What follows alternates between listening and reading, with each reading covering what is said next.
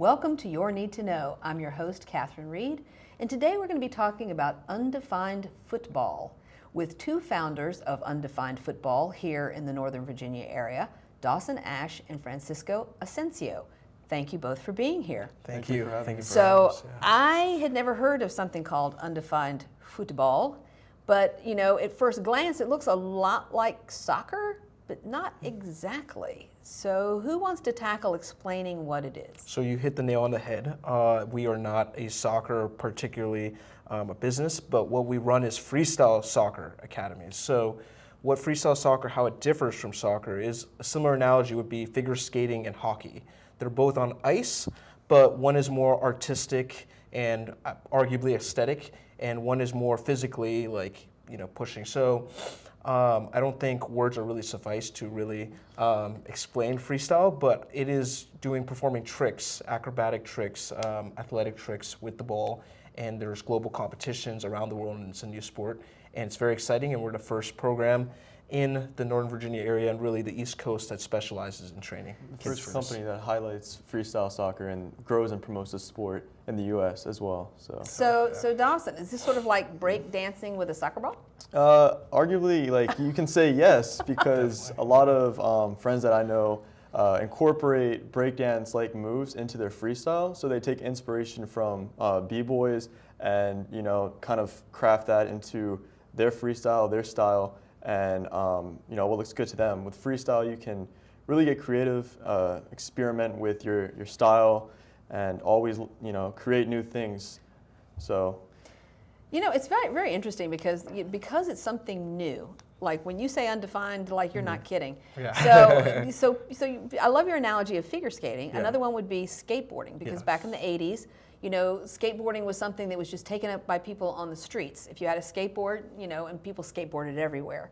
But that game got to be this very competitive, artistic sort of thing with skateboarding. There ended up being huge national icons like Tony Hawk. There were people who just were standouts among skateboarders. So I'm kind of looking at what you're doing. It seems like Undefined Football is ushering in this very new kind of thing. The nice thing about it, though, is that you don't need a skating rink, right? Nope. Just need a ball. You just need a ball, which kind of makes it more accessible to more people. Much more accessible, honestly. Like you said, balls aren't expensive, skateboards are more pricey, and the space required is not large either. I mean, ideally you don't want plates and glass around you, but it is very accessible, and you just need a ball. So the instruction part of this, and there's many parts to this because you do events as well, but instruction part is really for 6 to 14-year-olds. 6 to 14-year-olds, yes. So we specialize in teaching those people. We're just really great at teaching them. So where do you find places to do your instruction? So we're at the Green Acres Community Center right by George Mason University in Fairfax. I know it well. We just found it to be a great, convenient location for our year-round programs. So is it parents that you're doing outreach to kind of, I'm assuming that an adult needs to bring the kids to the practice or the instruction? We're specifically targeting parents because we can talk to the kids, but they're not the ones that are going to sign themselves up. So we're primarily talking to parents, creating good relationships, going on social media and posting kind of what we're doing, and letting the parents know this can really help your son or daughter. If you love soccer, this can immensely help your touch. Just propel yourself. If you're a soccer player, do you want to learn a new sport? This is for you. Do you want to get good exercise? This is for you. Do you want to have a lot of fun? This is for you. Yeah, it's not exclusively for soccer players, which is really, really cool. It's very helpful for soccer, but if you don't want to be a part of a team sport, this is something for you too. So it's really incredible. Well, I like that because people can work on building up their skills individually. Like you said, all you need is a ball.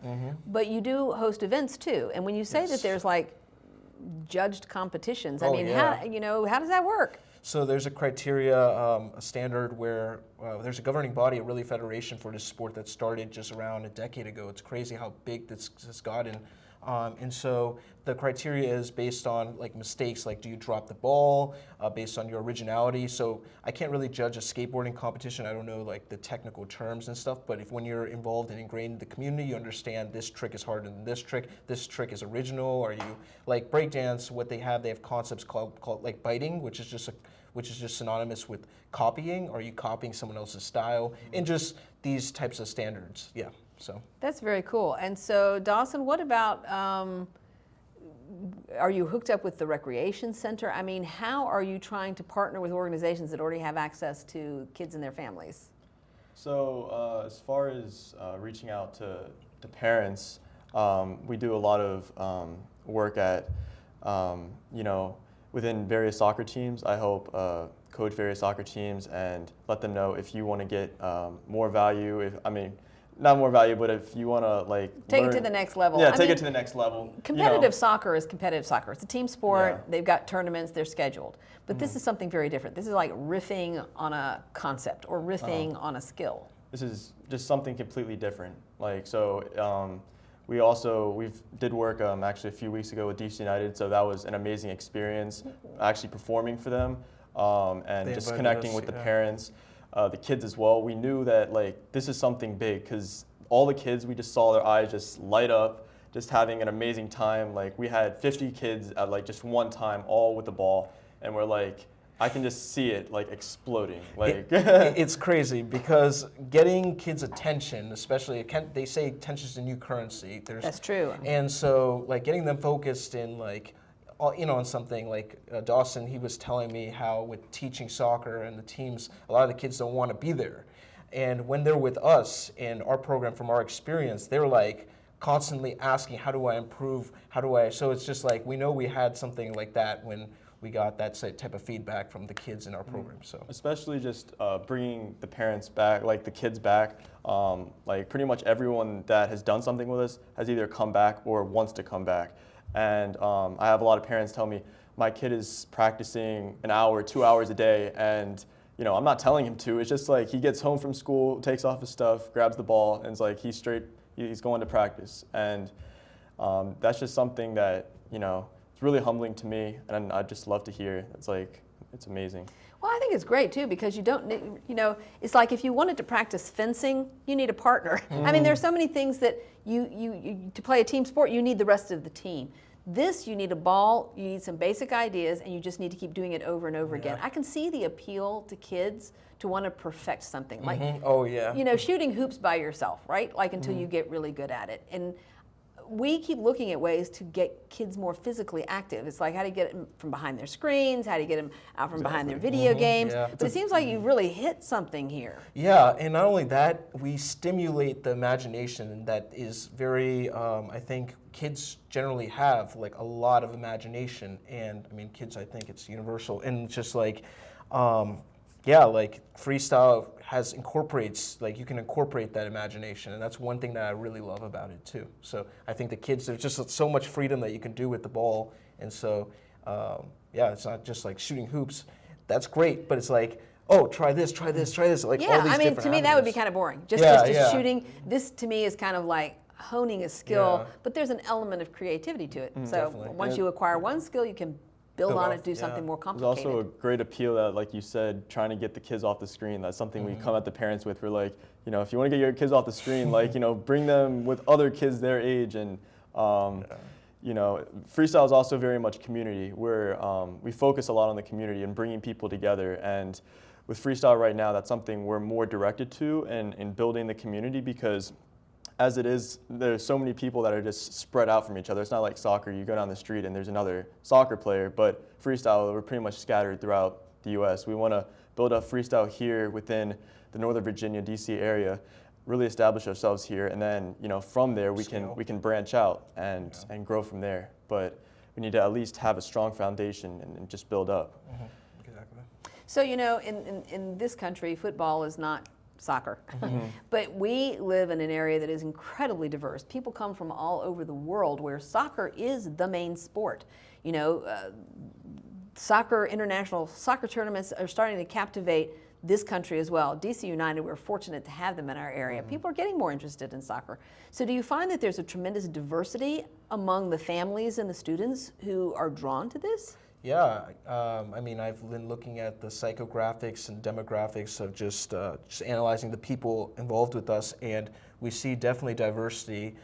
We especially reach out, we have a lot of Hispanics, and we have a lot, really every ethnicity has been involved with what we've been doing. So it's really cool to just have that multi-ethnic environment in our program. So yeah. Well, you know, it helps that all you need is a ball. Yeah, it's not like, absolutely. It's not like if you want to take up sailing or golf or tennis or something like that, where it's kind of like, well, there's a lot of equipment and fees and expense involved in some of these sports. And this really is very democratic in that almost anybody's got access to a ball. Yes. And so tell me a little bit about gender. I mean, you know, we talked about hockey has normally been a guy thing. Figure skating's normally been a girl thing. Skateboarding has been a dude thing. So what are you finding with the kinds of children who are drawn to this? Yeah, so we include females and males, and we definitely we're very inclusive in that regard. And also, both my sisters, from just like an anecdote, both my sisters are freestylers, and they both perform, and they just left a competition not too long ago. Actually, they placed very well, and so this is definitely a sport that is for everybody, boys, girls, anybody. So I'm all about degenderizing things. I'm like, let's just make it all gender neutral, shall we? And just say everybody's welcome. Exactly. Yeah. So 10 years is a long time. You're telling me this has been around 10 years. I've never heard of it before. Yeah. So it's been around for 10 years. It started around 2006. Yeah, around 2006, and I would say it's grown very fast in the European areas and South America and those areas. But I think because America's not well grounded in the soccer culture, it's been hard to gain traction. Exactly. But we do have the best female soccer team in the world. Yes, we do. Yes, we do, and they should be paid. Yeah, they should be paid adequately. That's a whole different subject. Yep, that is. Yeah. I think I did hear something that they are either getting to that point or they have, as of recently, because there's been a lot of campaigns about that. But yeah. Actually, they're suing the Soccer Federation, but and that's fine with me. I would just want to help our viewers understand what it is, who you're targeting as far as your instruction. But when we come back from our break, we're going to talk a little bit about your events, which is not about just young people, right? Yeah. Anybody, no matter how old you are, you can still learn new skills, correct? Yes. Everybody. So when we come back from this break, we are going to be talking with Dawson and Francisco about Undefined Football, which has now landed in Northern Virginia, specifically in Fairfax. So please join us after the break. Maria, so how's work? It was fourth period biology. Our students just weren't getting how easily viruses spread. So Miss Bell and I had them role play a zombie virus outbreak. By the time they had all learned the lesson, all the living were dead. Hey, how's your job going? That big sales meeting I planned? Next year, I might get to go. Cool. I'll never forget the day our landlord called and said, read your lease. No pets allowed. My owner tells him my dog ate the lease, but that didn't work. And now I'm stuck in a shelter. But this pit bull is ready for a new crib. I'm loving, loyal, and play well with others. So don't be intimidated by all my muscles, because the biggest one I have is my heart. That's right, I said it.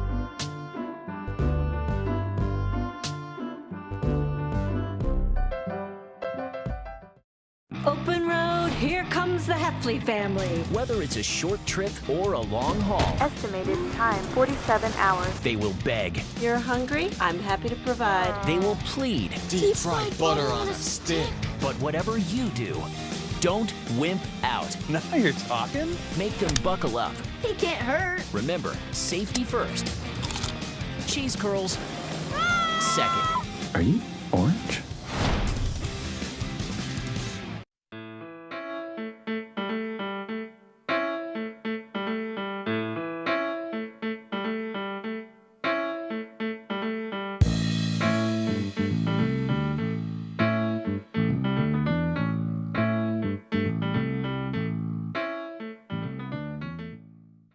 Welcome back to Your Need to Know. I'm your host, Catherine Reed, and today we're talking about Undefined Football with Francisco and with Dawson, who are here to tell us about how this has now been introduced here in Fairfax.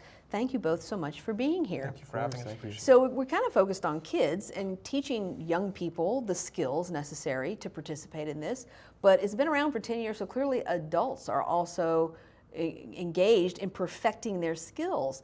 What kind of events do you have, and how would adults kind of engage with this new thing? Yeah, so we do an event every month called Undefined Football Fest, and that was actually the start of what I was planning on doing. I saw this just disparity among the athletes, and they were just separated, and I wanted to bring them together. So this was before any money was being made, any business was actually really sort of thought of. I wanted to get these athletes that were part of different states and were training by themselves to come together, and in America specifically, I saw there was a problem there. And so I started putting on these events, improving them, getting more people started coming.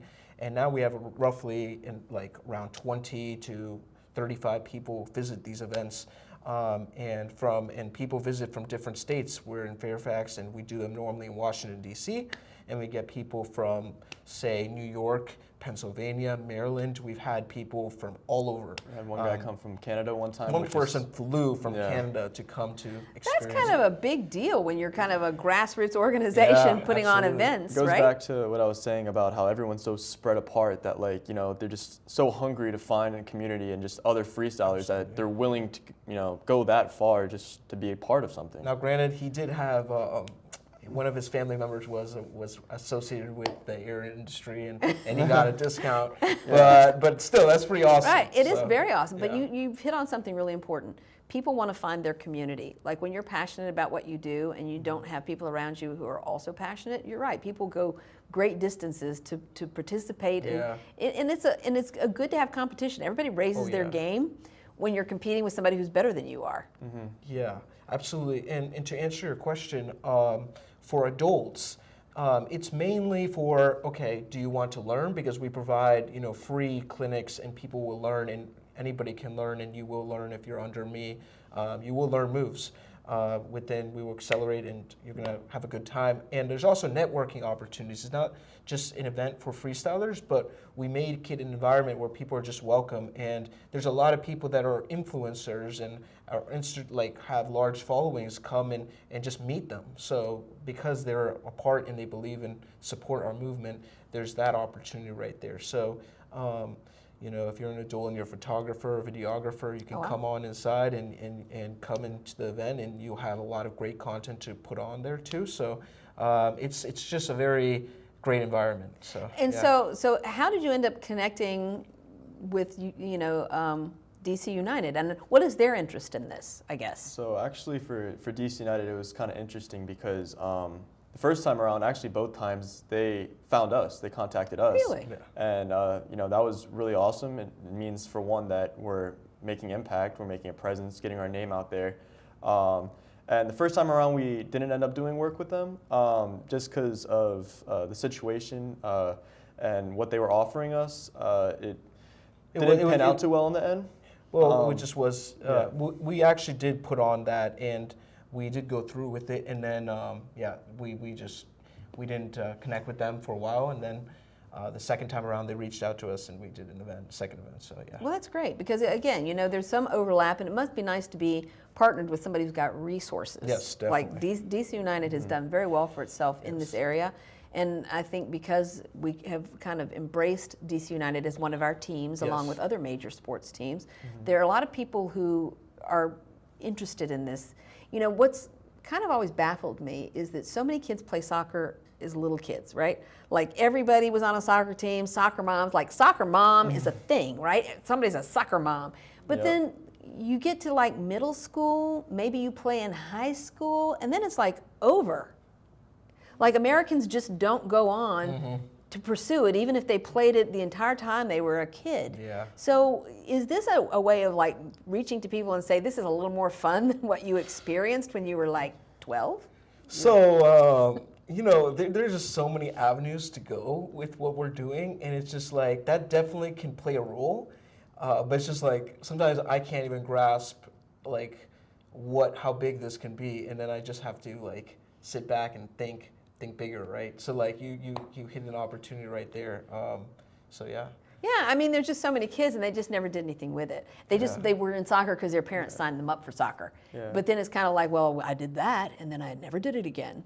But this to me is like it's dance, it's gymnastics, it's acrobatics, and it's all doing it with a All ball. conglomerated with a ball. I would say that on two sides of things. One, you're competing with yourself, and you're just True. always trying to get your push yourself and where you can go with your freestyle. But then you can also, if you're more, you want to compete against other people, there's competitions worldwide, globally, that you can take that as well. You were talking about, soccer players, like, why does it end? Well, most of the time it's just like, where am I going to go with this? True. I can go the college route, but after college it's over. I got to face reality, get a real job. Or I can try to go pro, and even when you're pro, it's not easy. Like, you're always fighting against someone else. If you're not performing, you're going to go down. You might get transferred to another team, and just always trying to prove yourself. I think it's a cultural thing too, in that it's not like you don't have pickup games of soccer. Yeah. Like you have softball teams, adult softball teams, or frisbee or whatever that are pickup games, or they're things you do as an adult with people who enjoy that. But you don't unless people come from countries where soccer is just the main social engagement that you have with your community is playing soccer. And many countries are like that. Philippines, plenty. Brazil. So. But what's interesting about that, though, is that that tends to be a male-dominated sort of thing, right? Yeah. What I see is with Undefined Football is that there's so many elements of gymnastics and dance and things that are like, girls can be really good at this because they have the kind of athleticism that it seems would be required for this. Going back to what he said earlier, I mean, he has two sisters, and one of them has done gymnastics pretty much for a long time, and she just incorporates it so well with her freestyle. Like when I see it, I'm just like, wow. She like, can do things we can't do. And her Doesn't flexibility. surprise me. Well, we had this summer camp over the summer, and one of our campers could do the splits, and I was like, oh yeah. Well, that's impressive.